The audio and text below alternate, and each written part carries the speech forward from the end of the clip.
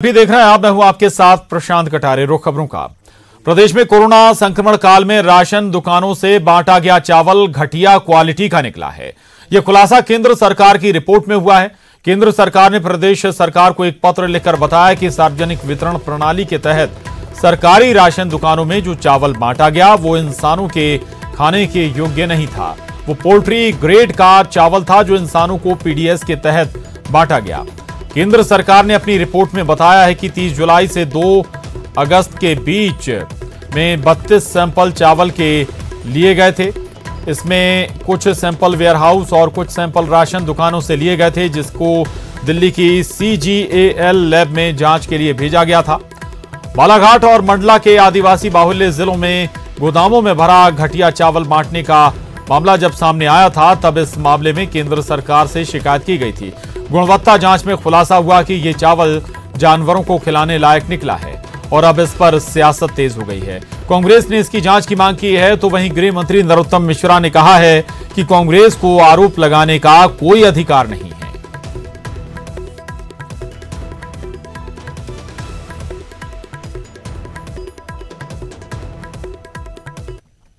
जो चावल दिया जा रहा है वो ऐसा है कि जानवर भी नहीं खाएं, वो दुकानों से बांटा जा रहा है। इसकी भी धांधलाई है और आदरणीय हमारे पूर्व नेता अजय सिंह जी ने इसकी मांग की है कि जांच होना चाहिए पूरी, किस तरह से इतना रद्दी चावल गरीबों को दिया जा रहा है। इसकी जांच हो, सीबीआई जांच हो। कांग्रेस को मैं तो ये मानता हूं कि किसी भी तरह का कोई आरोप लगाने का अधिकार इसलिए नहीं है कि वो जनता के बीच जाते नहीं है।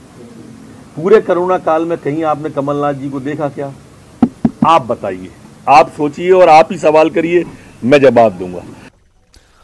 उधर अशोकनगर से खबर है, सरकारी गेहूं के अवैध भंडारण पर कार्रवाई की गई है। 100 क्विंटल से ज्यादा सरकारी गेहूं पकड़ा गया है। अवैध रूप से भंडारण के लिए ये गेहूं जा रहा था और एसडीएम ने सूचना पर अमले के साथ सरकारी गेहूं पकड़ा गया है और अवैध रूप से भंडारण के लिए इस सरकारी गेहूं को ले जाया जा रहा था।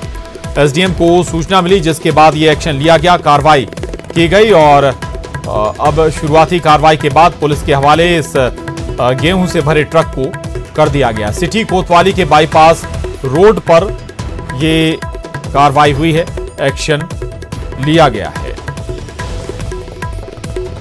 तो आपको एक बार फिर बता दें, ये जो पूरा मामला है अशोकनगर का है। गेहूं से भरे ट्रक पर कार्रवाई की गई है। गेहूं से भरे ट्रक को पकड़ा गया। करीब 100 क्विंटल और गेहूं इस ट्रक पर लदा हुआ था। बताया जा रहा है कि ये सरकारी गेहूं है और अवैध भंडारण के लिए ये ले जाया जा रहा था और इसी दौरान जब इसकी जानकारी एसडीएम को मिली, इसके बाद एक्शन लिया गया और एसडीएम ने पूरे दलबल के साथ एक्शन लिया, कार्रवाई की, इस ट्रक को जब्त कर लिया और अब इस ट्रक को पुलिस के हवाले कर दिया गया। शुरुआती कार्रवाई के बाद वहीं सिटी कोतवाली के बाईपास रोड पर ये कार्रवाई हुई है। एसडीएम ने अपनी टीम के साथ ये एक्शन लिया है, कार्रवाई की है। तुमिन सहकारी सेवा समिति के गोदाम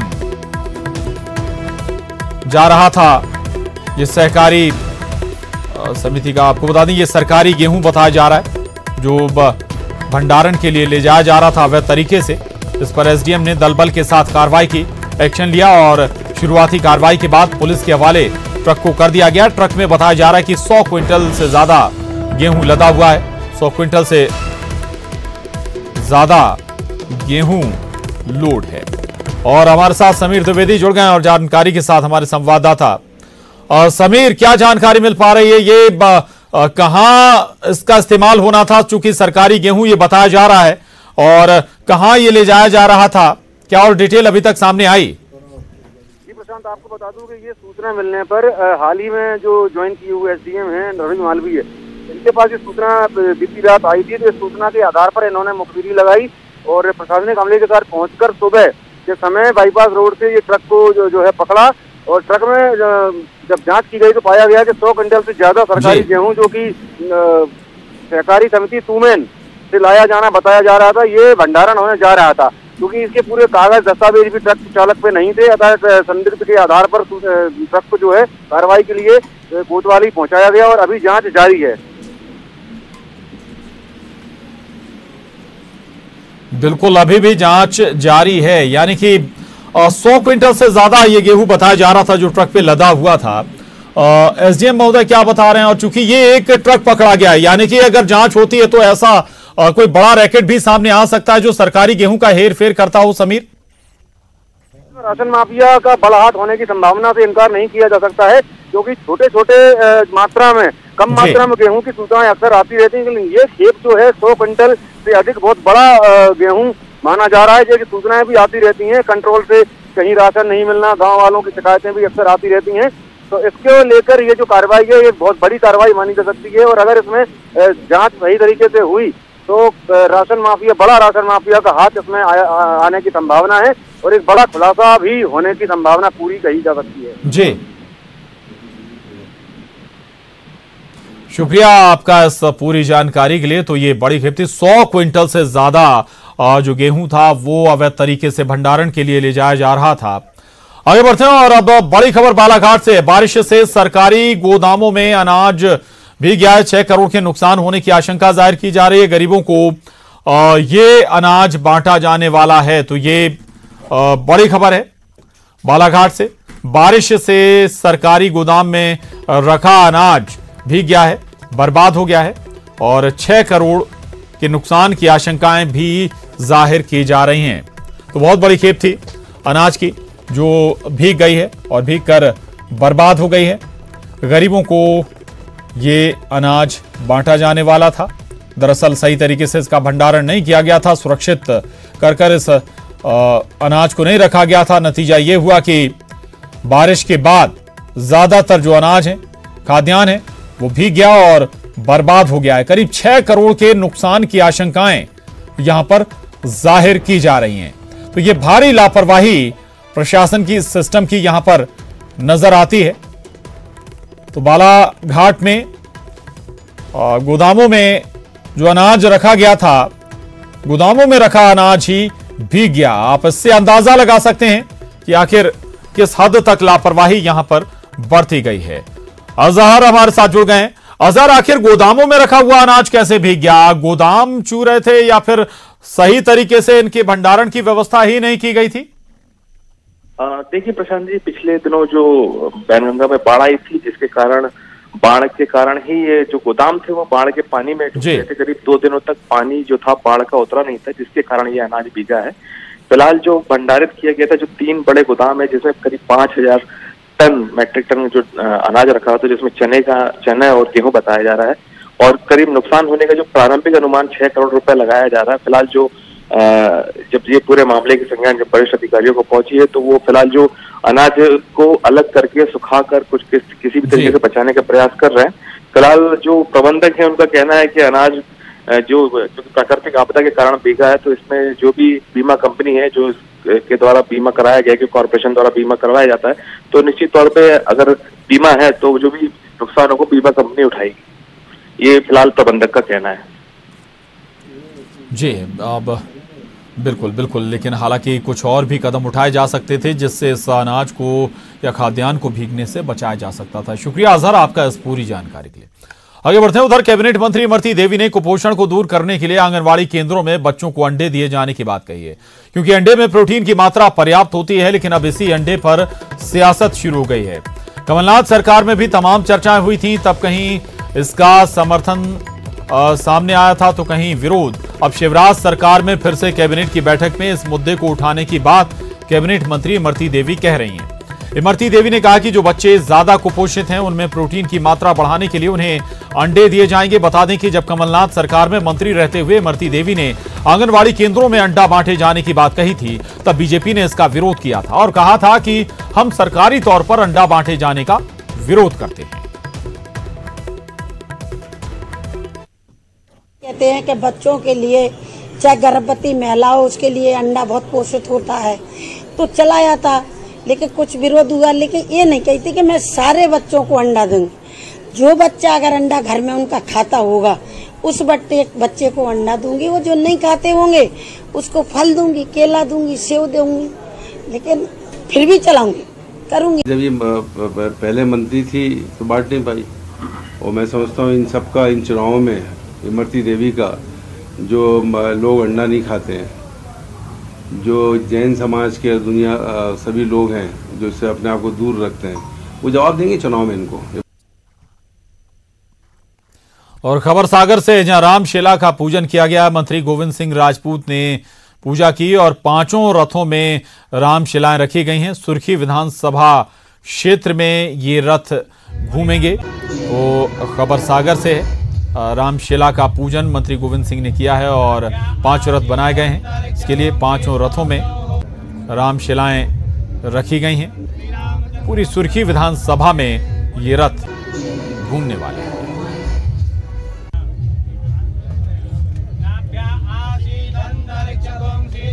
2 तारीख से रामशिलाएं की शुरुआत होगी, जो 5 अलग अलग विभिन्न जगह में जाएंगी और उसके बाद में शिलाओं के लिए अन्य जिलों के अन्य स्थानों पर भी अगर धर्म प्रेमी मांग करते हैं तो वहाँ भी जाएंगी, नहीं तो फिर ये अयोध्या के लिए हम लोग ले जाएंगे।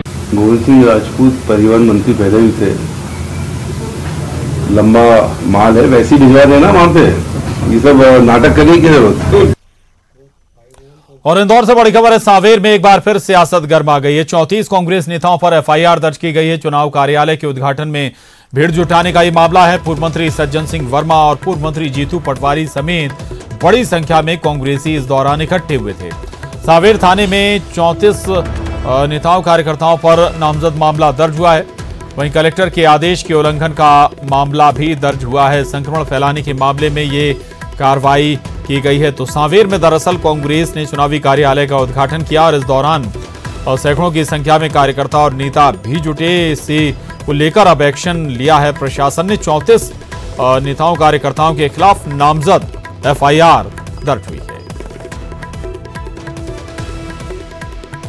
उधर नगरीय प्रशासन मंत्री भूपेंद्र सिंह ने पीडीएस चावल से लेकर अंडा पॉलिटिक्स और सांवेर में कांग्रेस नेता पर दर्ज एफआईआर पर न्यूज 18 से खास बातचीत की। सुनिए। सियासत पर बात करने के लिए कैबिनेट मिनिस्टर भूपेंद्र सिंह हमारे साथ हैं, सीधा उनसे बात करते हैं। सर, उपचुनाव को लेकर के कैसी क्या तैयारियां चल रही हैं? देखिए, उपचुनाव को लेकर पार्टी के द्वारा लगातार सभी 27 विधानसभा क्षेत्रों में तैयारियां चल रही हैं। हम लोगों के सभी विधानसभा क्षेत्रों में सेक्टर सम्मेलन इस समय चल रहे हैं। 10 से 12 बूथ का एक सेक्टर है, वो सेक्टर सम्मेलन चल रहे हैं। 10 सितंबर तक ये सेक्टर सम्मेलन चलेंगे। 10 सितंबर से लेकर 25 सितंबर तक सभी बूथ पर बूथ सम्मेलन होंगे और उसके बाद फिर 25 सितंबर के पश्चात जो हम लोगों के हर बूथ पर पेज प्रमुख हैं, उन पेज प्रमुखों का विधानसभा स्तरीय सम्मेलन होगा। इस तरह से पूरा सितंबर माह का कार्यक्रम कैलेंडर पार्टी के द्वारा बनाया गया है। उस कैलेंडर के आधार पर कार्यक्रम चल रहा है। सांवेर में 34 कांग्रेस के नेता थे जिन पर एफआईआर दर्ज की गई है कोरोना गाइडलाइन का उल्लंघन करने के मामले में। देखिए, सभी से आग्रह है कि कोरोना गाइडलाइन का हम सब लोग पालन करें। हम सब इस बात को जानते हैं कि कोरोना 2 चीज़ों से ही होता है। एक तो अगर अधिक संख्या में लोग होते हैं, ओवर क्राउड होता है तो होते हैं, और या फिर हम मास्क ना लगाए हों तो ही कोरोना होता है। और इस समय कोरोना पीक पर है, इसलिए हम लोगों को सबको बहुत सतर्कता और सुरक्षा की आवश्यकता है। और इसलिए प्रशासन, सरकार जो भी कर रही है वो जनता के हित में कर रही है।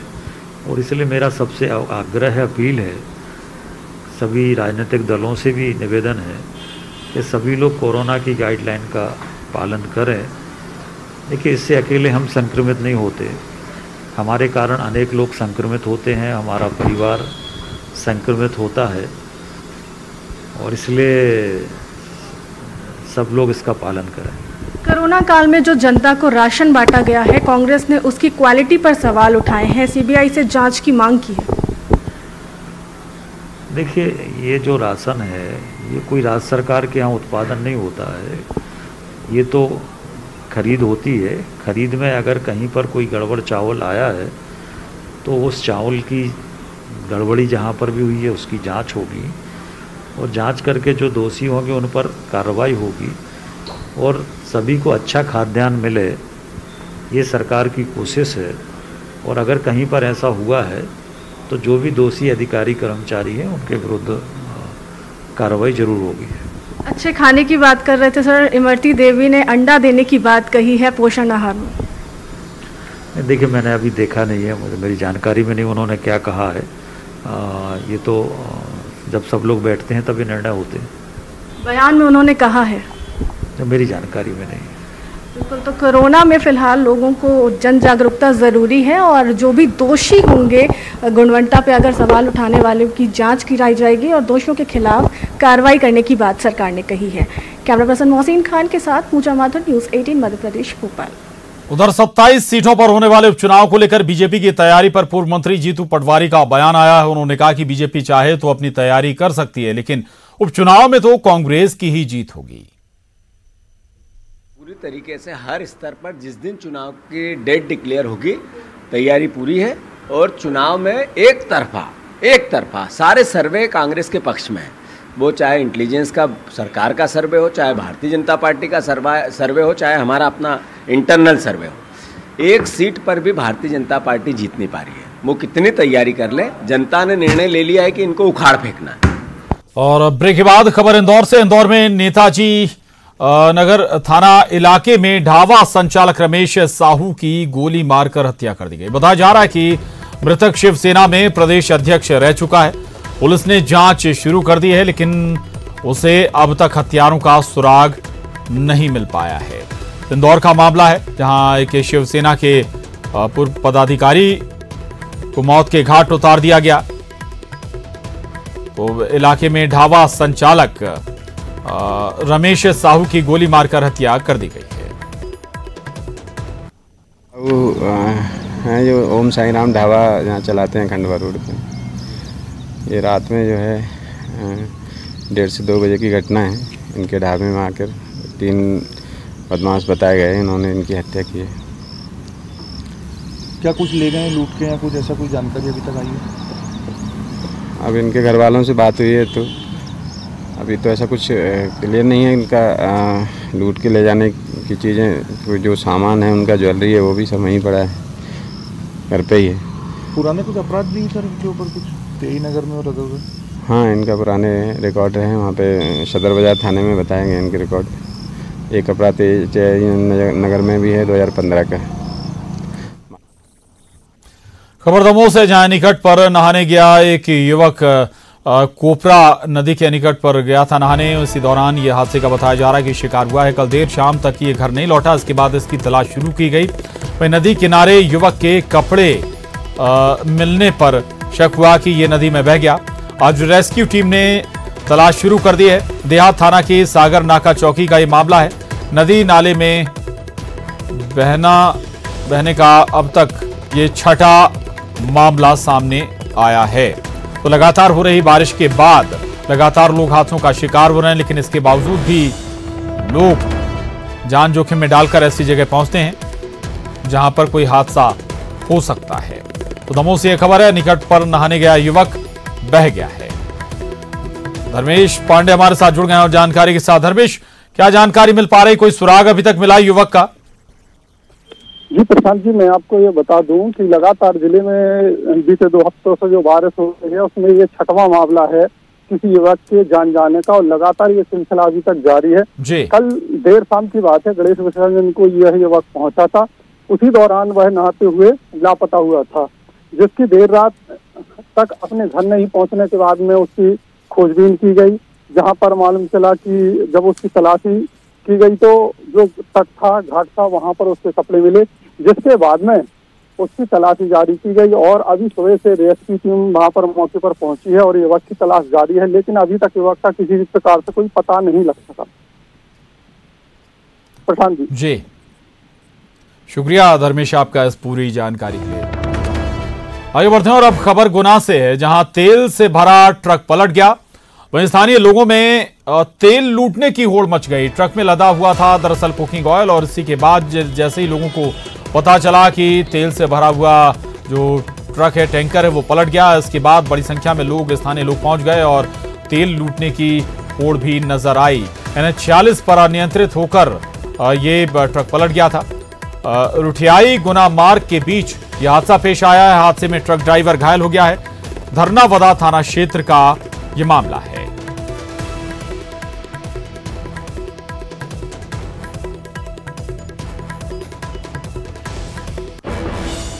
खबर भोपाल से। भोपाल में क्राइम ब्रांच ने रंगदारी मामले में बड़ी कार्रवाई करते हुए एक निजी टीवी चैनल के कार्यालय पर छापा मारकर 2 लोगों को हिरासत में लिया है। बताया जा रहा है कि निजी टीवी चैनल के कर्मचारी हमीदिया के प्रोफेसर और पूर्व डीन दीपक मरावी का स्टिंग ऑपरेशन कर उनसे करोड़ों रुपए मांग रहे थे। मामले की शिकायत मिलने के बाद क्राइम ब्रांच ने यह कार्रवाई की है। जैसा कि आपको मालूम है, अभी एक जो क्राइम ब्रांच में केस दर्ज किया गया था, इसमें 2 लोगों को लाइव इंडिया के जो अध्यक्ष बनालाल को जेल भेजा गया। उसी स्टिंग ऑपरेशन के संबंध में और उस केस के संबंध में इनके पास और इनके सिस्टम में, इनके चैनल के ऑफिस में क्या क्या जानकारियाँ हो सकती हैं। इनके जो पर्सनल कंप्यूटर थे, लैपटॉप थे और ऑफिस में जहाँ से इनका प्रसारण होता था, सारे सिस्टमों की हम लोग जाँच कर रहे हैं कि ऐसी और कोई चीज़ तो इनके थ्रू नहीं चल रही थी या चल रही होगी या जिसकी संभावना हो सकती है। तो ये सारी क्राइम ब्रांच की टीम अभी यहाँ आई हुई है। इनके जो स्टाफ करीब 8 लोग यहाँ पे मिले हैं। तो इनसे हमारे द्वारा सबसे पहले जो चैनल खोलने की सारी जो फॉर्मेलिटी होती हैं, दस्तावेज होते हैं, अनुमतियाँ होती हैं, उसके संबंध में इनके उधर जबलपुर के निजी अस्पतालों ने कोरोना इलाज के लिए जो दरें तय की हैं वो किसी को चौंका सकती हैं। उस पर भी बड़ी बात यह कि जिला प्रशासन ने इस ओर अपनी सहमति भी जता दी है। इस लिस्ट के अनुसार अगर आप निजी अस्पताल के जनरल वार्ड में बेड लेंगे तो प्रतिदिन 8,000 रुपए देने होंगे। वहीं सेमी प्राइवेट कमरे के लिए 11,000, प्राइवेट कमरे के लिए 15,000 रुपए, वहीं आईसीयू के लिए 20,000 रुपए देने होंगे। इसके अलावा डॉक्टरों और नाश्ता खाने का खर्च अलग होगा। देखा जाए तो इस समय आर्थिक रूप से तंगी है और आम जनता में भी अर्थाभाव है और निःशुल्क इलाज के लिए प्रशासन की ओर से और राज्य सरकार की ओर से जो व्यवस्थाएं हैं वो हमने व्यापक रूप से की हैं और हमारा पूरा प्रयास। खबर इंदौर से, जहां खनिज अधिकारी प्रदीप खन्ना पर कार्रवाई जारी है। माउंट वर्ग कॉलोनी में लोकायुक्त की दबिश, आय से अधिक संपत्ति मामले में ये लोकायुक्त ने कार्रवाई की है। तो ये बड़ी खबर है इंदौर से। खनिज अधिकारी प्रदीप खन्ना पर एक्शन लगातार जारी है। माउंट वर्ग कॉलोनी में लोकायुक्त ने दबिश दी है। लोकायुक्त की टीम वहां पर पहुंची हुई है। माउंट वर्ग कॉलोनी में तो खनिज अधिकारी प्रदीप खन्ना के तमाम ठिकानों पर अब एक्शन लिया जा रहा है। माउंट वर्ग कॉलोनी में उनके ठिकाने पर लोकायुक्त की टीम पहुंची हुई है। आय से अधिक संपत्ति मामले में ये एक्शन लिया जा रहा है। अरुण त्रिवेदी हमारे साथ जुड़ गए हैं और जानकारी के साथ इंदौर से। अरुण, खनिज अधिकारी प्रदीप खन्ना के खिलाफ ये एक्शन जारी है, क्या हासिल हुआ अभी तक लोकायुक्त को?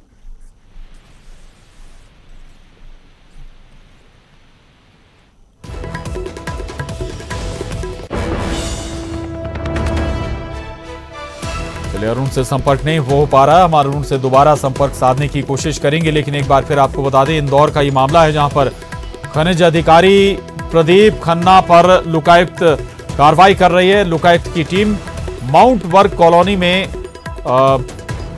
प्रदीप खन्ना के ठिकाने पर पहुंची हुई है। अरुण त्रिवेदी हमारे साथ जुड़ गए हैं। अरुण, लोकायुक्त का एक्शन जारी है, कार्रवाई जारी, कोई दस्तावेज उन्हें मिले हैं लोकायुक्त को अवैध संपत्ति के या फिर आय से अधिक संपत्ति के दस्तावेज या फिर अवैध कोई रकम बरामद हुई हो? बिल्कुल, देखिए कल जो पटेल टावर पे उनके फ्लैट पर कार्रवाई हुई थी उसमें तमाम दस्तावेज मिले थे, संपत्ति के दस्तावेज मिले थे और इन्वेस्टमेंट के भी दस्तावेज मिले थे। और जो ये मकान था नायता मुंडला के माउंट वर्ग कॉलोनी में, इसमें ताला लगा हुआ था, इसलिए इसको सील कर दिया गया था। लेकिन आज इस मकान को खोला गया है और यहाँ पर सर्चिंग की कार्रवाई की जा रही है। ये मकान काफी दिनों से बंद था, लेकिन ये आलीशान मकान है और बताया जा रहा है कि बिल्डर कयूम खान से खन्ना की अच्छी खासी साठगांठ थी और उसी ने ये माउंट वर्ग कॉलोनी काटी थी और इसी में इनका ये 3 मंजिला आलीशान मकान बनाया था प्रदीप खन्ना ने। और देवगुराड़िया, इसी के पीछे देवगुराड़िया पहाड़िया भी है जहाँ पर अवैध खनन हुआ है। तो ये जो 13 हेक्टेयर में अवैध खनन हुआ है उसके पीछे खन्ना का हाथ ही बताया जा रहा है। और खन्ना की जो बेटी है उसको उन्होंने हांगकांग भेजा था, 40 लाख रुपए खर्च करके उन्होंने हांगकांग भेजा था। और उसकी जो शादी थी वो भी काफी चर्चा का विषय बनी थी, जिसमें 150 से ज्यादा तरह के पकवान बनाए गए थे और कई कारोबारी, खनन कारोबारी उसमें शामिल हुए थे। कई लोगों से एक हिस्सेदारी थी, बिना कागज के कई हिस्सेदार थे जो अवैध उत्खनन करते थे। और बिल्कुल, तो यानी कि तमाम धीरे धीरे परतें अब खुल रही हैं और हकीकत सामने